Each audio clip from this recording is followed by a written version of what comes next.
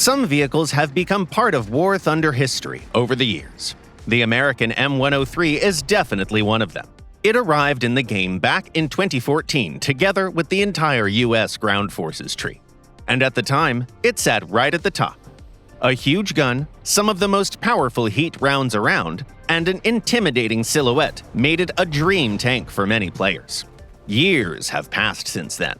New vehicles, new mechanics, and entire new generations of military hardware have entered the game. But can this veteran still surprise us today? Let's find out.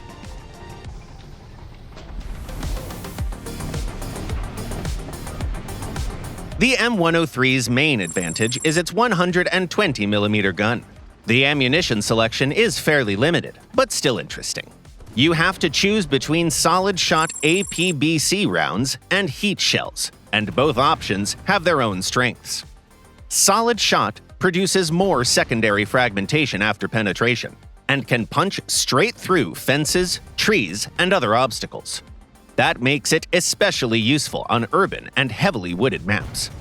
Heat FS, meanwhile, has a higher muzzle velocity, considerably better penetration, and can destroy light vehicles through overpressure thanks to around 2.5 kilograms of TNT equivalent in its explosive filler.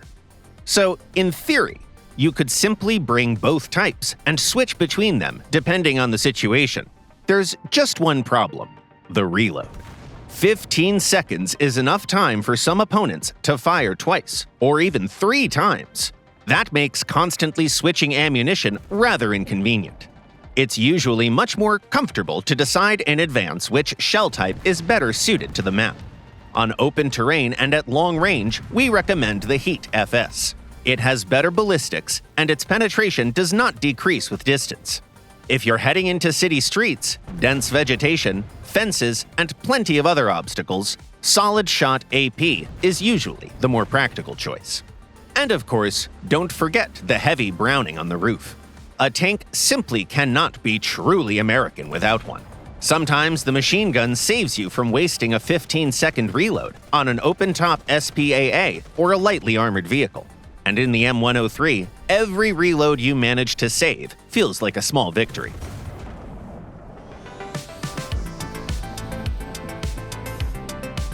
The armor of this American Heavy raises plenty of questions. Technically, there's quite a lot of it, and some sections are genuinely thick. The rounded shapes of the turret and hull can occasionally do incredible things to incoming shells. But if the enemy knows where to aim, that illusion of invulnerability disappears very quickly. There are plenty of weak spots across the front, and an experienced player can penetrate them without much trouble, even with a fairly ordinary APHE round. The side armor is even worse. It's thin enough for some SPAA autocannons to tear straight through it. That means the M103 should be played as carefully as possible. Any ridge or fold in the terrain is your best friend. The gun also has 8 degrees of depression, allowing the tank to work effectively from behind hills. The less of the hull your opponent can see, the longer this American Heavy is likely to survive. Its mobility fits the vehicle perfectly. A top speed of around 30 kilometers per hour does not exactly encourage aggressive flanking or reckless breakthroughs. And that is perfectly fine, because with a reload this long, charging headfirst into the enemy is the last thing you should be doing. The M103 is a classic old-school late heavy that does not like being rushed. It calmly takes up a good position, methodically dismantles enemies with its powerful shells, and then just as calmly disappears behind cover for another long reload. Sometimes, after spending a few matches racing around in fast vehicles, this slower and more deliberate style of gameplay is exactly what you need. And that's when it's time to roll the M103 out of the hangar.